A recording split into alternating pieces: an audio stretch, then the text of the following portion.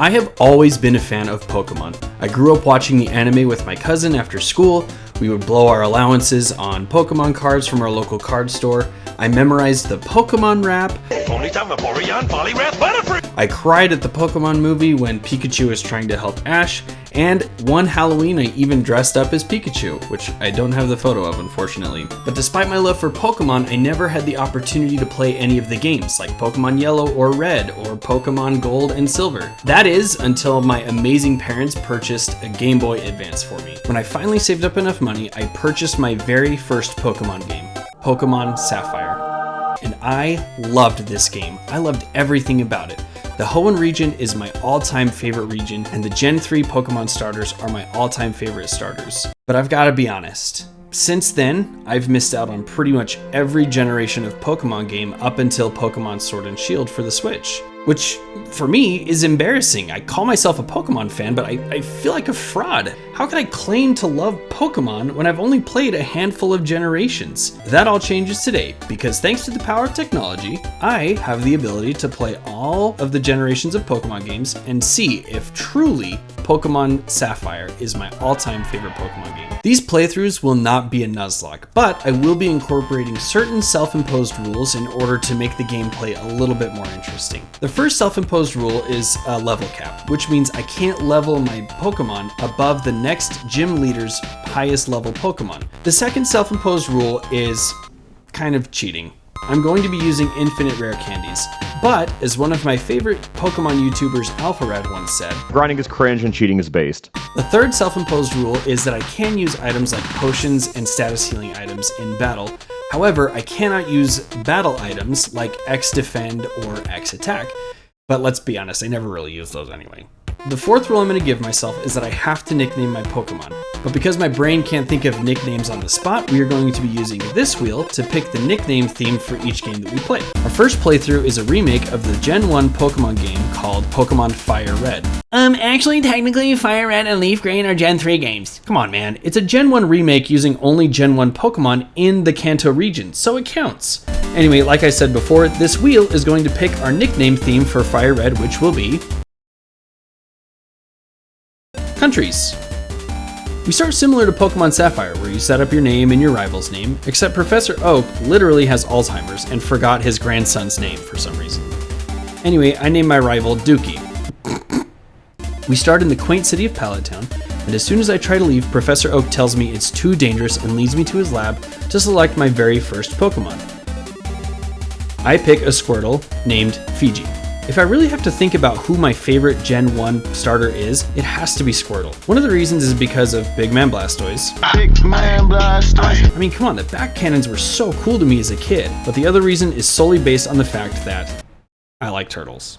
I like turtles. Dookie picks Bulbasaur, and we have our first fight that I obviously win without any issues. Unless you crit there. Alright. First battle, done. And with that, we set off on our adventure to explore the Kanto region. Our first stop is in Viridian City, where I attempt to purchase some Pokeballs.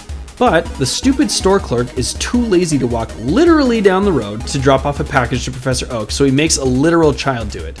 I hurry back to Pallet Town, drop off the package, and he gives Dookie and I the Pokedex. Now I go back to purchase some Pokeballs, get free money, and purchase potions. Then I talk to the old man who teaches me how to catch Pokemon. And for a brief moment, I thought we were doing a Pokemon battle. Oh, that's right. I looked like I was fighting him. Oh, whew, that scared me. Now, because I've never played through the Pokemon game before, I'm going to be using a walkthrough, so I'm not wasting time trying to figure out where to go next. One thing that these early Pokemon games are notorious for doing is not giving enough clues on where to go next. But the downside of walkthroughs is that I get incredibly distracted by random things, like this. We are going to get a mystery gift.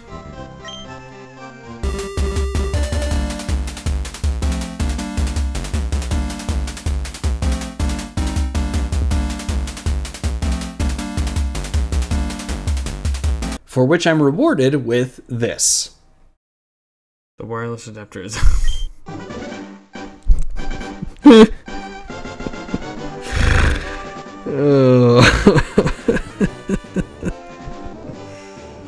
Okay.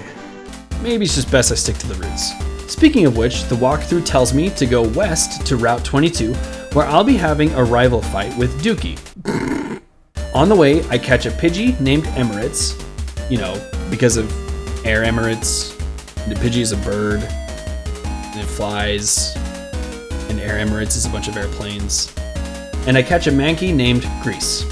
In preparation for my rival fight, I use my rare candies to level my party up to level 7. Surely, Dookie hasn't grinded that much. Golly! Whoa, his Pidgey, holy cow. They're so high leveled. What the? I didn't realize. Oh crap, I'm probably gonna die here. So, thanks to my incredible strategy of Sand Attack, and an insane amount of luck. Bro, I'm dead. Oh, dang it, dude.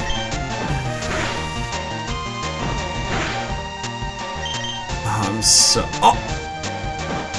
Dude, I got so lucky. Oh my gosh. Okay. And then a Bulbasaur. Okay. This isn't terrible. But I'm gonna die here. Oh! Nice, okay. I'm just gonna keep doing this. Yeah, okay, there it goes. Dang it. Okay, let's see if Primate can do anything. Go Grease. Let's do low kick. Oh gosh.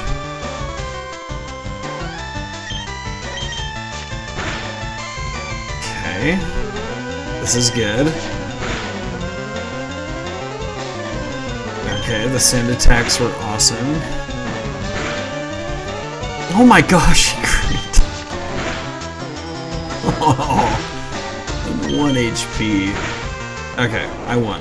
Holy cow, that was rough. I beat my piece of human garbage rival, Dookie, and headed for the Viridian Forest. I head through the Viridian Forest to get to Pewter City to fight my first gym leader, Brock. While in the Viridian Forest, I catch a Weedle named Australia, because of giant bugs, and a Caterpie named Indonesia, also because of giant bugs. Neither of these Pokemon will help me with Brock, because Brock is a rock-type Pokemon leader, and rock types eat bug types for breakfast. After fighting all the bug fighters and lasses in the forest, I make it to Pewter City to confront Brock. Now Brock's level cap is 14, which means my Pokemon cannot level past 14. So I use a bunch of rare candies again to get my Pokemon level up to level 14. Then I head to the gym, and I literally spend 2 seconds there while Fiji mops the floor with Brock's Geodude and Onix. Wiped. It's like one of the main reasons I pick Bulbasaur. Yeah, Bulbasaur, oh gosh. It's one of the main reasons I pick Squirtle. Is for this reason. Onix is stronger, or faster. That shouldn't matter. Yeah, easy. And I get the Boulder Badge. My next stop is Gym Leader Misty in Cerulean City, but we will have to pass through Mount Moon in order to get there. These early routes have very little choices when it comes to Pokemon, namely Pidgey and Rattata. So, in order to make the routes quicker, I stop by the Pokemart in Pewter City to get a bunch of repels. This will help me get through the routes faster once I've caught all the Pokemon I want to catch along the way. On my way to Route 3, I run into one of Professor Oak's aides who gives me the running shoes, which is a huge lifesaver. Then I start running through Route 3. Throughout this playthrough, I've noticed that these routes have a ton of Pokemon trainers on them. In my humble opinion, I think that's a really big positive, as well as a big drawback. The positive is that it makes grinding a lot less difficult. From what I've experienced, it's a lot easier to get XP for your Pokemon from trainer battles. Grinding in the grass sucks. The big drawback, however, is that you'll spend a bunch of time going back and forth from the route to the Pokemon Center healing your Pokemon. In this run-through, I don't need XP thanks to infinite rare candies, so these trainer battles are a little annoying. Oh, by the way, Fiji evolved into Wartortle, I caught a Spearow named France, and bought a Magikarp named China from a creepy guy at the Pokemon Center outside of Mount Moon. Inside Mount Moon, we have our first cave puzzle? I don't know what to call them, but we do have to figure out a way out of Mount Moon through a series of ladders and trainer battles. Before doing any of that, I catch a Geodude named Congo and a Zubat named Poland. The Geodude is a huge help when it comes to flying Pokemon, and I just love Zubat. While in Mount Moon, I run into a couple of weird people in black outfits. One of them tells me he's trying to pull a big job and threatens me to give him a fossil if I find one. Weird. Anyway, I finally get out of Mount Moon, onto Route 4 and catch an Ekans named Kenya, then enter Cerulean City to fight Misty.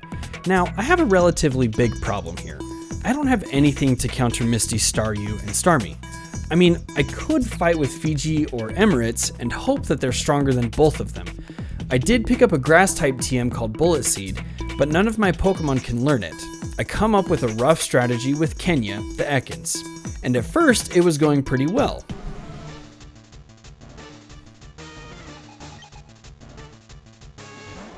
Okay.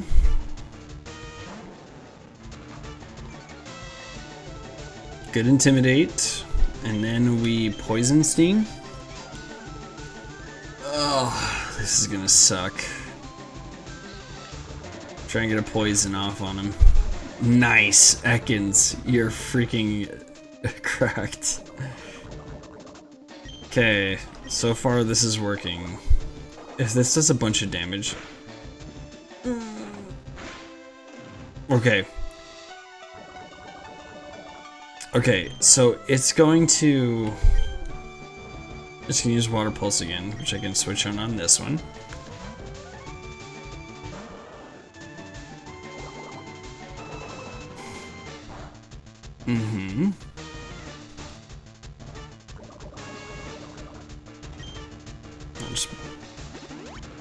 Okay, see, I did not account for that. I forgot that trainers had potions. Well, that's okay, because it's gonna die right here.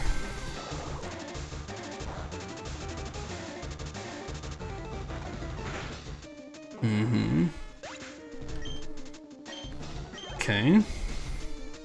Then Misty Starmie came out, and this Pokemon is goated, and I definitely want it later. Let's switch out.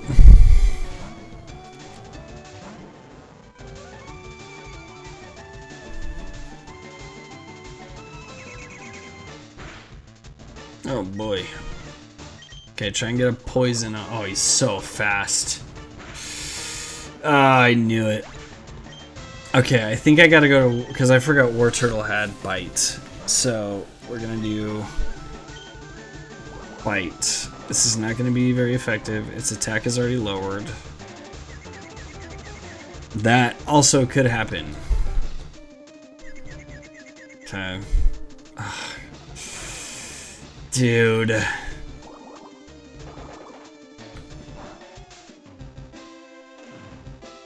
Okay, awesome. One turn confusion is huge.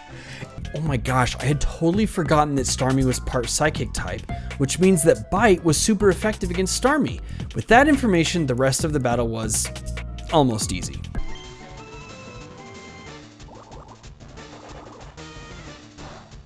Yep. Don't. Come on, War Turtle. Okay, let's do Bite again. Dude.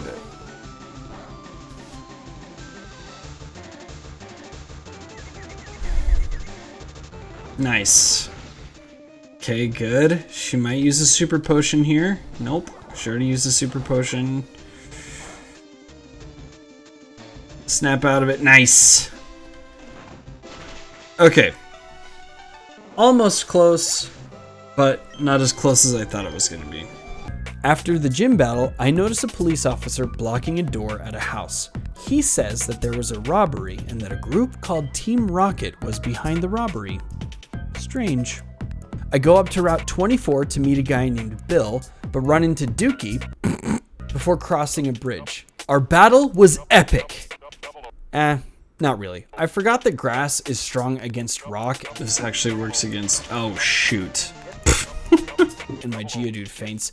But the rest of the battle was easy, and I obliterate him. After my rival battle, I cross the aforementioned bridge only to be met with a gauntlet of trainers. At the end of the bridge, there's a Team Rocket recruiter who compliments me, then tells me I should join Team Rocket because of how strong I am. I refuse, and he doesn't like that answer, so he tries to beat me into joining, which doesn't go well for him. After the gauntlet, I find a patch of grass where I get some new Pokemon, an Oddish named Ethiopia, and an Abra named Germany. By the way, it took me a whole 10 minutes in real time to eventually catch this Abra because the only move it knows is teleport. I know Kadabra and Alakazam are really powerful Pokemon, but dude, catching this Abra was probably the hardest thing I've done in this game so far. I eventually catch it with the following strategy. I take my newly caught Oddish and evolve it into a Gloom, then I use Sleep Powder to make it so it wouldn't teleport away for a couple of turns.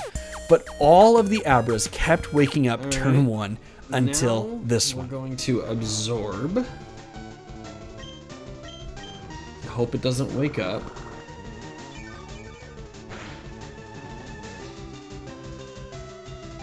Nice. Okay, if I don't catch this Abra, I will just go on. Okay. Okay. Well done, Gloom. Anyway, after my struggle, I finally meet Bill, who's weird, but he gives me a ticket to the SS San because he's introverted and doesn't like crowds or people, which I can actually relate to.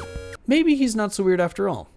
Back in Cerulean City, the house that was blocked by the cop is opened up now, which gives me access to the underground tunnel leading to Vermilion City.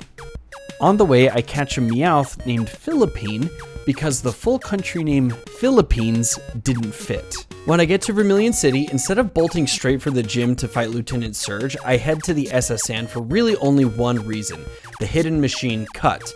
There are some other cool things I grab in the boat along the way, but the main goal is to get that HM. However, the HM is blocked by another rival battle with Dookie. I'm noticing that there are a lot more rival battles in this game than in Sapphire. I can really only think of 3 in Sapphire, and I will have had 4 once I beat Dookie this time around. This fight took a little longer. Dookie's Pokemon are getting a little more scary with Raticate and Kadabra, and he's getting better with some strategies. At the same time, my silly little brain keeps forgetting about certain things like this grass rock type weakness, so I lose Geodude again to his Ivysaur. Dookie's Kadabra baited out my bite from Fiji and then used Disable to make it so I couldn't use that super effective move on it.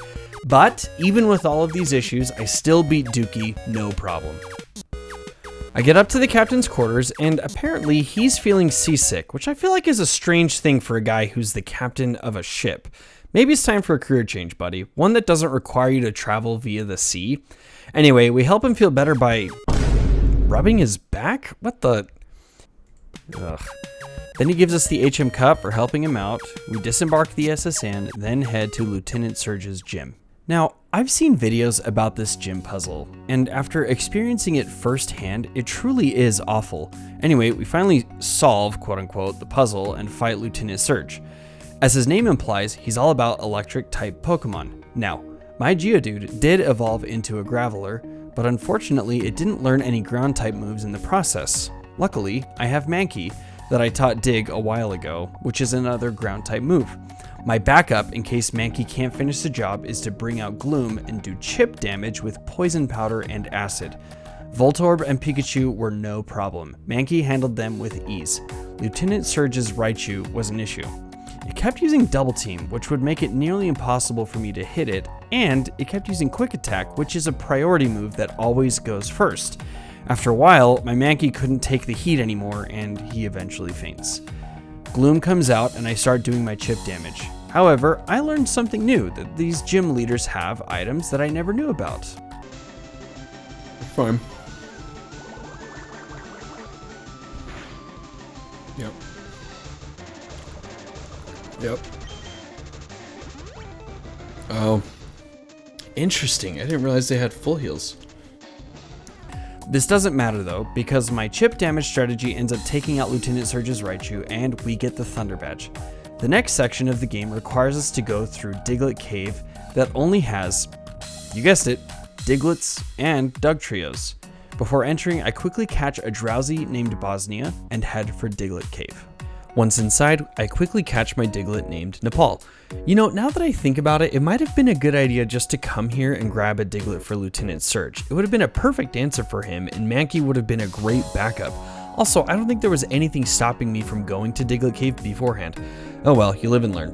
With my Diglett caught, I spray on some repel, thinking I'm in the clear to just run through the cave when suddenly...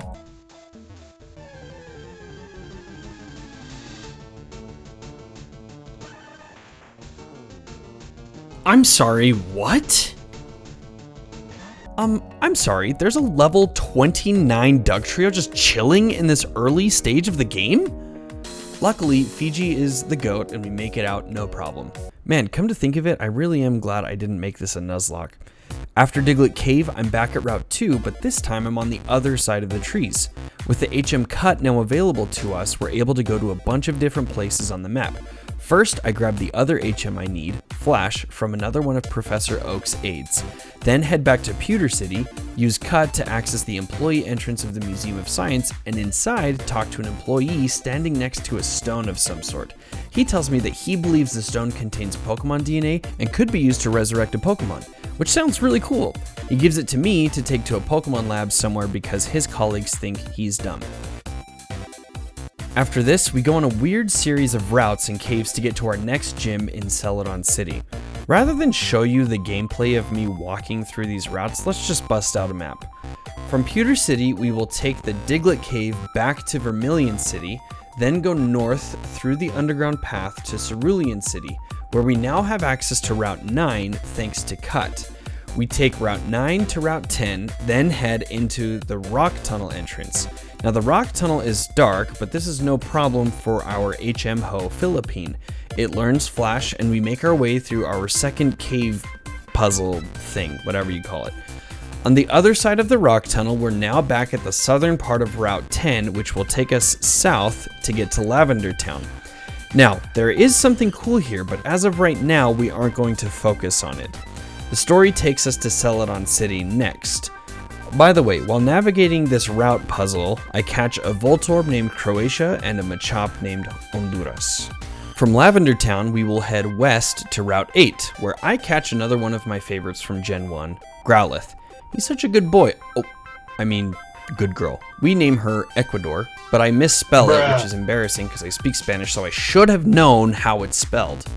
The guards are still blocking off certain routes unless they get something to drink, I guess, so we have to take another underground path, this time going from east to west. Then we finally make it into Celadon City. Celadon City has a lot to offer. There's a mansion with a bunch of stuff there, a department store, a casino, and the next gym we need to beat. I guess all that routing was worth it after all. Our first stop is at the department store. I grab some Great Balls as well as some Evolution Stones, which is perfect because we just got a Growlithe that we can now evolve into an Arcanine. We grab the other Evolution Stones just in case. After the department store, we go to the mansion to grab two very important things. The first is some tea from this old lady.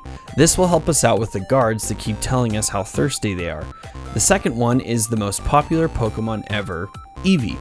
When we grab our Eevee though, I forgot to give it a nickname, but we can fix that once we get the hidden machine Fly. After my quick visit to the mansion, it's time to face the Celadon gym leader, Erica. Erica focuses on grass-type Pokemon, which I have so many answers for. I have Emirates the Pidgeotto, France the Fearow, Indonesia the Butterfree, and our newly captured and evolved Ecuador the Arcanine. This gym should be so easy. Erica's level cap is 29, so we rare candy up to that level cap and start tackling the gym trainers to get to Erica. It's going fine until I make a pretty huge mistake. Man, I should have spread out my Pokemon more. Now that Fearow's level 30, it's above the level cap, which means I can't use it against Erica. But honestly, this doesn't really matter because I still have Butterfree, Pidgeotto, and Arcanine. Once I start the battle, Butterfree unfortunately can't take the heat with Victory Bell, but Pidgeotto comes in after and takes care of everyone else, winning us the Rainbow Badge.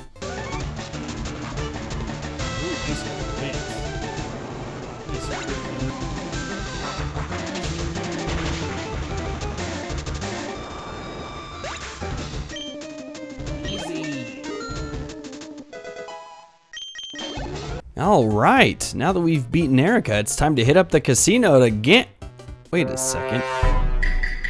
It's one of those guys in black suits I ran into at Mount Moon. I wonder what he's doing here.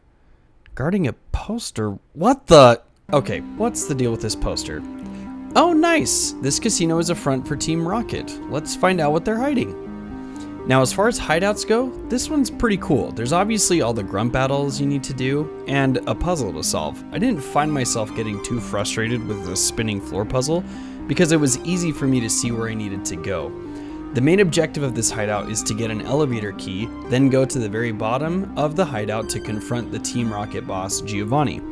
Some of the grunts also talk about an item called a Sylph Scope that does something, I'm not quite sure yet. Anyway, you get the elevator key by defeating this grunt, then go to the bottom floor to get to the boss's office. It's guarded by 2 grunts who will open the door for you once you defeat them.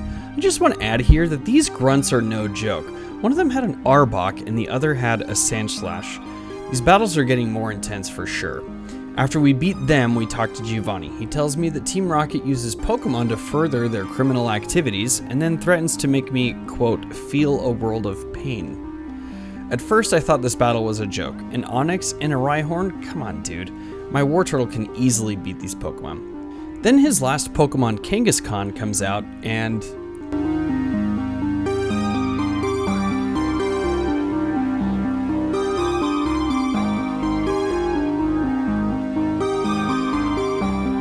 I mean, yeah, it was scary at first, but then it just kept using Tail Whip when it could have ended me, but my Quick Attack Emirates finished the job. For defeating him, he gives us the Sylph Scope that was mentioned by the grunts earlier. It turns out this Sylph Scope is used to help identify the ghosts of Pokemon at the Pokemon Tower, which is perfect because that's where we go next. Remember the tea we got from the sweet old lady in the mansion? Well, we give it to the guard who says he's going to share it with the other guards. I don't know how that works, but it doesn't really matter because it gives us access to the roads as well as Saffron City. As of right now, that doesn't matter because our next stop is to Lavender Town to visit that strange tower where the spirits of the dead Pokemon reside. Wait, what's Dookie doing here? Another rival battle? I've got an answer for each one of Dookie's Pokemon, with one weird strategy. Now, Gyarados is a water flying type, which in my opinion is strange, but also awesome at the same time.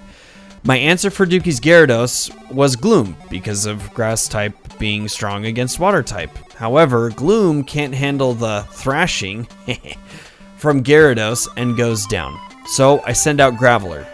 Wait, Mr. Anderson, Graveler is a rock type, and Gyarados is water type. What are you doing? Yes, I know, but what you don't know is that Dookie is an idiot and didn't teach Gyarados any water type moves. And Thrash doesn't do anything to Graveler since it's a normal type move. And since flying is weak to rock, I can use Rock Throw to take care of Gyarados, no problem. Every other Pokemon that he has folds to mine, and Dookie is defeated once again.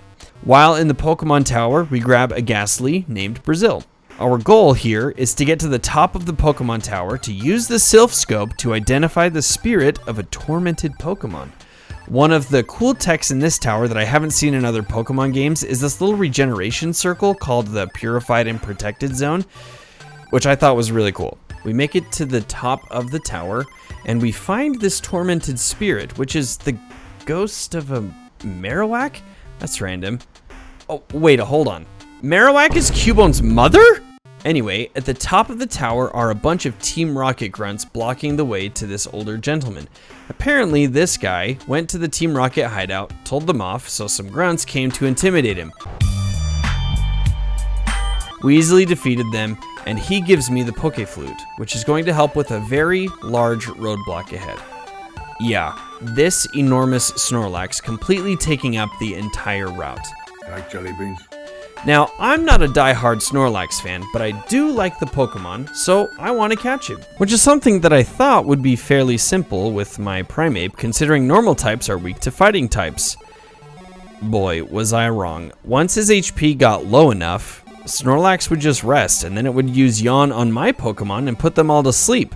Snorlax almost took out my entire party, but after 6 grueling minutes, I finally caught him and named him...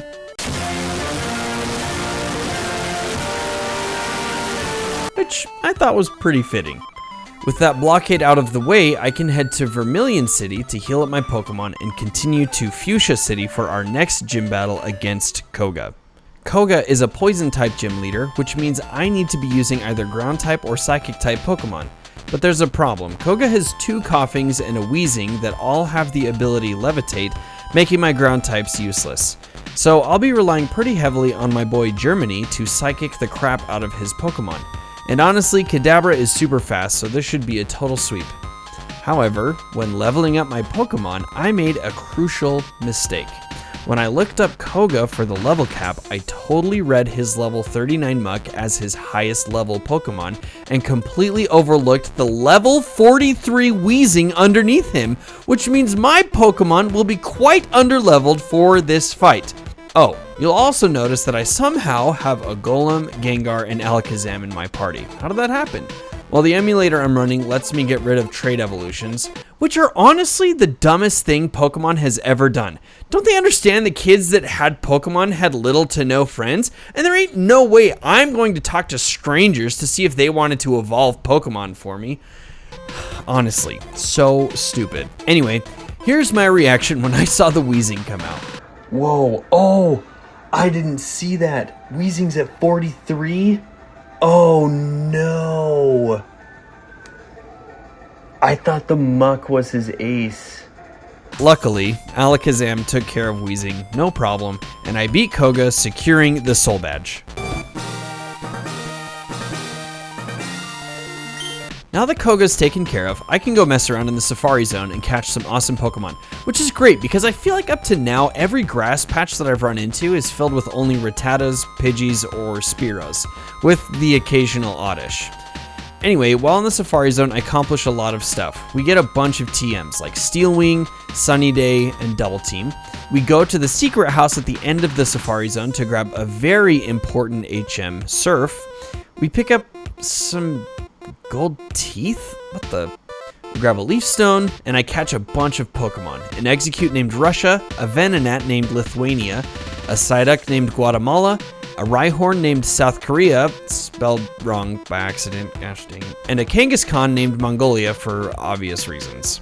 Whew, I spent way too much time in the Safari Zone for this. After the Safari Zone, we stop by this old guy's house and immediately give him the gold teeth, for which he gives us another important HM strength. Apparently no one understood him without, oh, I get it now, those are his actual teeth. Gross.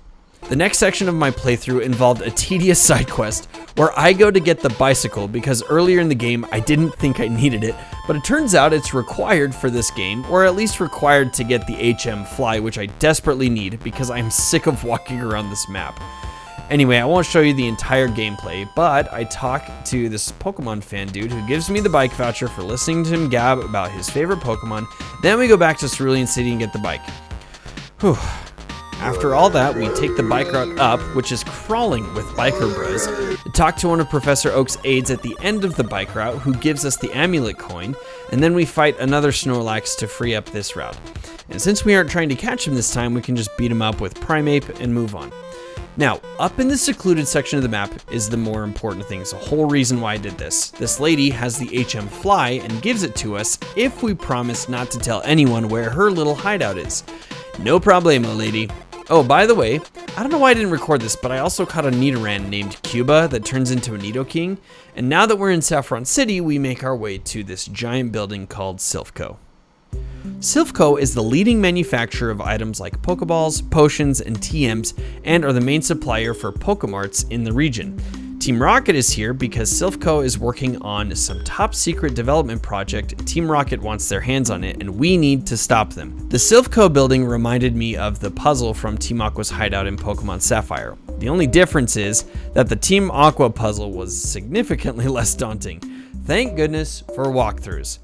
Through a series of climbing stairs, warp panels, elevator rides, and item grabbing, we make it to the top floor. Are you kidding me? Why is Dookie here? Oh! Somebody! Oh! He needs some milk! Sit down, Dookie, and leave me alone. After giving Dookie a nice thrashing, we head to the CEO's office to confront Giovanni a second time.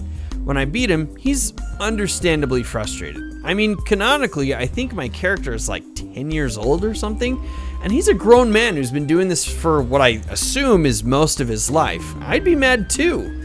Anyway, he says something about not giving up and that Pokemon exist for the sole purpose of Team Rocket. As a thanks for rescuing him, the Sylph CEO gives us a Master Ball. And on our way out, the nice gentleman I ignored earlier gives me a Lapras. We name her Madagascar, and with that we head to the Pokemon gym here in Saffron. Now that Team Rocket has been cleaned out of Sylphco, we go to conquer 2 gyms? Wait a minute. Oh, so apparently there were 2 gyms in this town. One was a fighting type gym and the other was a psychic type gym. They ended up fighting each other and, well, I'll let you consult the type weakness chart to figure out who came out on top. Anyway, first we head to what is now called the Fighting Dojo and beat up all those guys with Emirates in Germany. After beating all the trainers here, you get to pick one of the 2 Pokemon the last fighter used, Hitmonlee or Hitmonchan. We pick Hitmonlee and name him Japan. Next on our list is the actual Celadon gym, fighting against the Psychic type Pokemon piloted by Sabrina. Psychic is weak to Bug, Dark, and Ghost type moves. The cool thing about my box of Pokemon is that it's full of Bug type Pokemon, Beedrill, Butterfree, and Venomoth to be specific. However, as I started leveling them up to the level cap, it became apparent that Venomoth and Butterfree will not be learning strong Bug type moves, which is a huge bummer, but thank goodness for Australia. We're all set now with all the Pokemon in our party ready to destroy Sabrina. I tried to solve this puzzle on my own, but it became clear that this was a guessing game. So I get through this using a walkthrough. I have to say, this is probably my least favorite gym puzzle next to Lieutenant Surge's gym. The straight up guessing is really annoying. As a side note, while the battle with Sabrina is going on, I'm very happy that Beedrill got his moment in this battle. When I started watching and liking Pokemon as a kid, I thought Beedrill's little spiked legs things were so freaking cool. Even though Australia will never be seen again after this fight, I'm glad he got his moment against Sabrina's most powerful Pokemon. Now, having secured the Marsh badge, we make our way to the lonely island of Cinnabar. Our path, however, is blocked by a freezing pair of caves called the Seafoam Islands. While inside the Seafoam Islands, we get a bunch of items as well as some new Pokemon added to our box. A seal named Greenland, for obvious reasons, a horsey named Denmark, and a crabby named Morocco. Getting through the Seafoam Islands proved to be a bit more challenging than I initially thought, but I thoroughly enjoyed the puzzle. I thought it was really creative. In order to get to the next section of the cave, you needed to push these boulders into these holes in the ground to block off the strong currents that exist on the waters. Besides getting to Cinnabar Island, these islands house our first legendary Pokemon, the legendary bird Articuno. What a cool Pokemon. Anyway, we don't need these legendaries, so we will just keep moving on. We finish solving the puzzle to get out of the other side of the cave and head towards Cinnabar Island. Our first stop at the island is the Pokemon Lab. In our adventures, we've gathered a couple of rare fossils, the Dome Fossil and the Old Amber. The scientist has put them into his resurrection machine, and we get a Kabuto from the Dome Fossil and an Aerodactyl from the Old Amber. We name the Aerodactyl Sweden and the Kabuto Singapore. In order for us to enter the Cinnabar gym, we have to go to this creepy mansion to grab the secret key. The first thing we do is catch a coughing and name it Israel. Surely this won't be problematic. Then we set off to discover what the mansion has for us. In order to progress through the mansion, we need to interact with these statues that look like Mewtwo. Additionally, there are various journal entries from the owner of the mansion that talk about the creation and escape of Mewtwo. We make it to the end of the mansion and grab the secret key, then head to Cinnabar Gym. Blaine is a fire-type gym leader, so you can predict how this is going to go. While you watch me pummel Blaine, I wanted to mention that I think Blastoise is the best starter overall. He's been an answer to a lot of gym leaders I've faced, with the exception of maybe 3 that I can't remember off the top of my head. And I know I've only played this once, but Blastoise has been an absolute unit. After we defeat Blaine, we get the Volcano badge and head out. Oh, what's Bill doing here?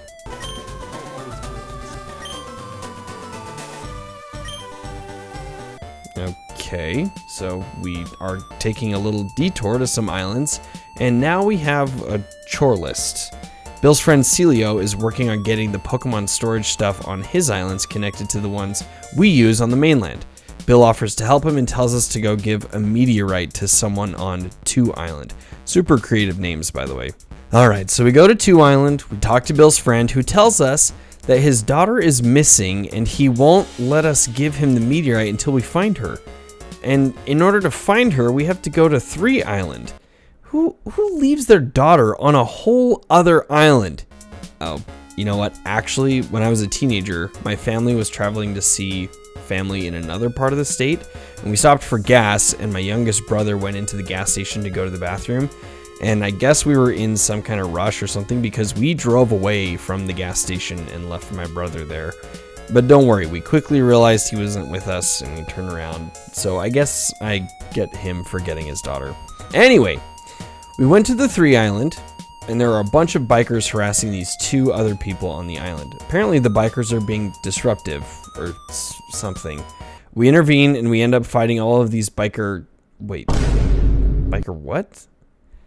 Okay, well, we beat all the goons and their leader.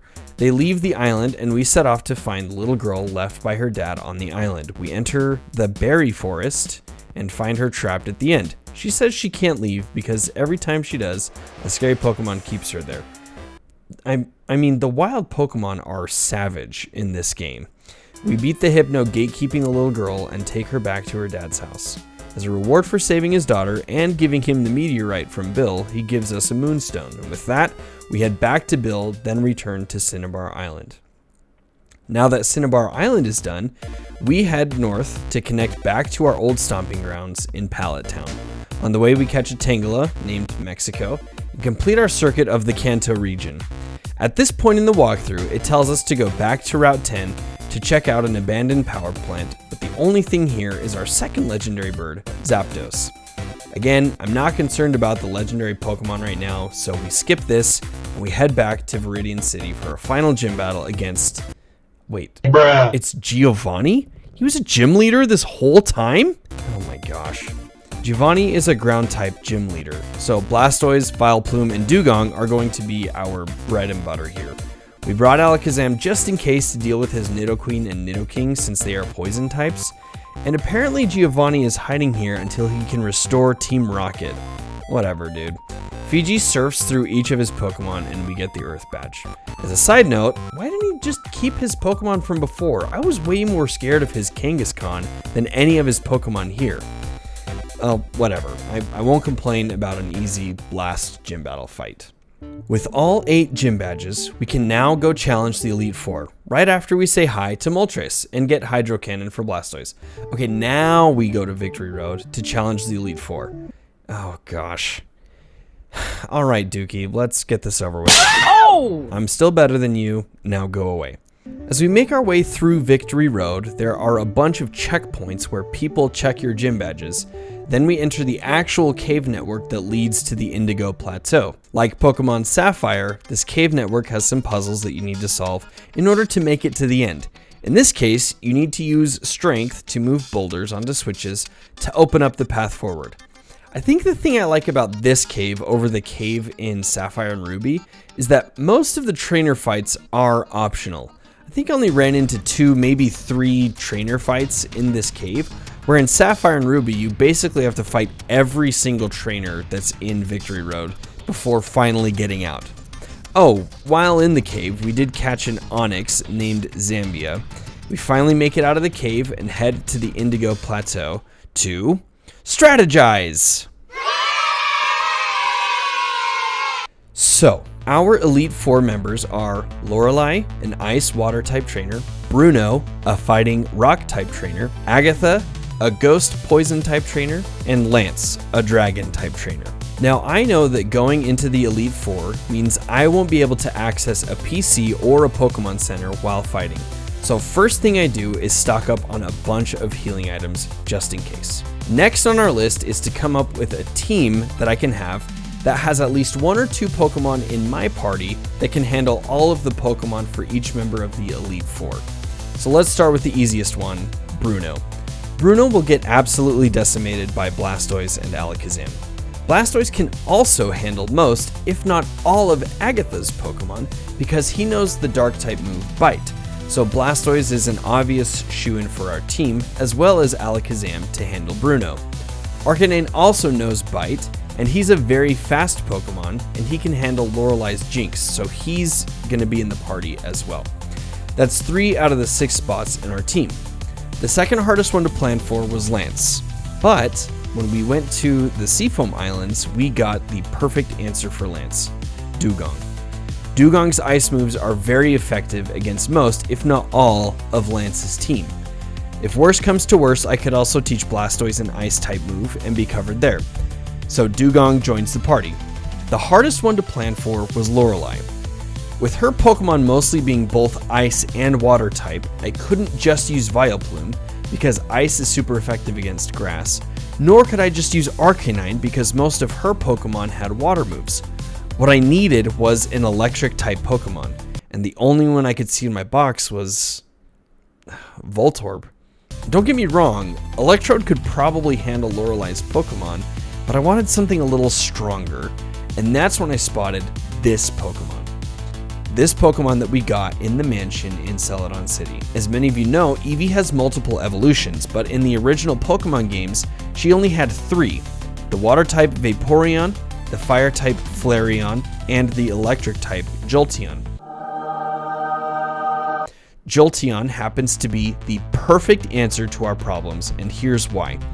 Besides being a perfect counter to every Pokemon in Lorelei's party, it can also handle Agatha's Golbat, something that we didn't have an answer for, as well as Lance's Gyarados and Dragonite if worse came to worse. Jolteon was the only missing piece of this puzzle. With this in mind, here's our team going into the Elite Four. Fiji the Blastoise, Ethiopia the Vileplume, Jolteon... Oh, wait a second. I forgot to give this Eevee a nickname when we got him. Gosh dang it. Well, I guess her name is going to be Jolteon. Jolteon the Jolteon. Ecuador the Arcanine, Germany the Alakazam, and Greenland the Dugong. I'm feeling very confident going into this Elite Four. But you may be asking, why didn't you plan for the champion? Oh, I did, but we'll get to that in a second.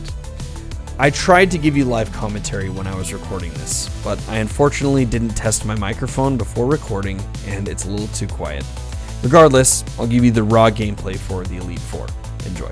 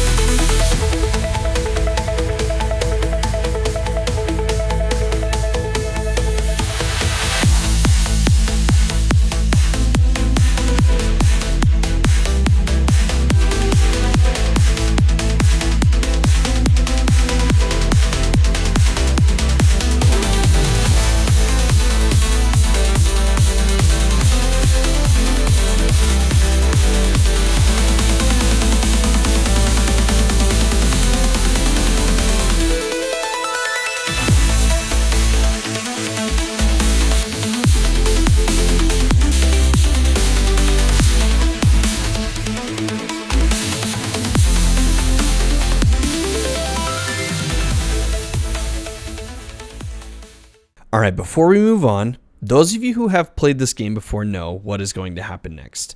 For those of you that don't or who haven't played, the champion is revealed to be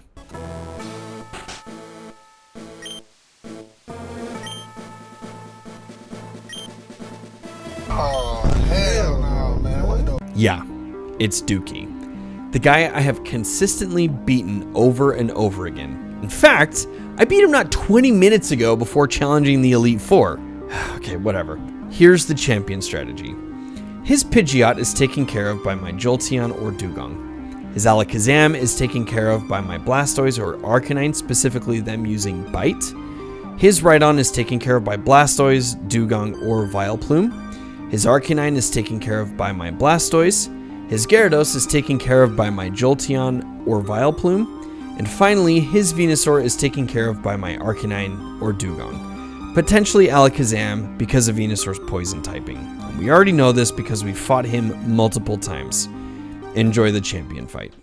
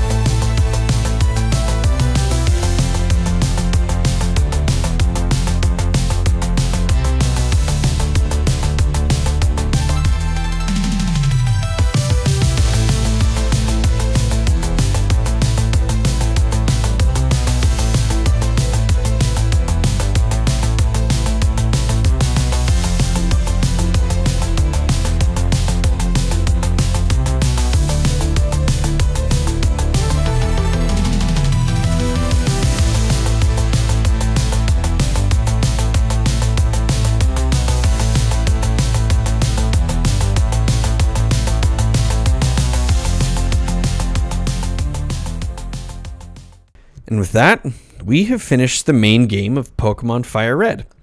If you stick around, you can hear my opinion about the game. Before I talk about my opinion, I want to thank you for watching this video. It took me a few months to record and edit this video, and I'm grateful that you've watched it until the end. Hopefully, you've enjoyed watching what I've created. From the bottom of my heart, thank you, thank you, thank you. Now for my opinion, or review, or whatever. I mean, it's the OG. It's a fantastic video game. The Pokemon are awesome, the gym leaders are nostalgic, and I genuinely enjoyed playing it. I think the thing that I was most impressed with playing this for the first time were certain puzzles that were in the caves, like the Seafoam Island caves. I feel like the puzzles were pretty creative, and they were fun to figure out, with the exception of Lieutenant Surge and Sabrina's gym puzzles. I also thought there was the option for a ton of trainer battles, which I thought was really cool. I felt like that would have made level grinding much easier to manage if we weren't using rare candies the whole time. There were only a couple of things that bothered me. The main one that bothered me was that I didn't get a map at any point. I mean, maybe I missed a section where I did get a map and I just wasn't paying attention. I was just blowing through the game. But the fact that I had to wait to get and use the HM Fly to see how this region is organized was a little bit annoying. Sure, I could have looked up a map online, but I didn't. Also, the region itself felt like a huge puzzle. I honestly don't know how I would have been able to figure out where to go if I didn't have some kind of walkthrough. A problem that I think could have been solved if I had gotten a map of the region somewhere near the beginning of the game.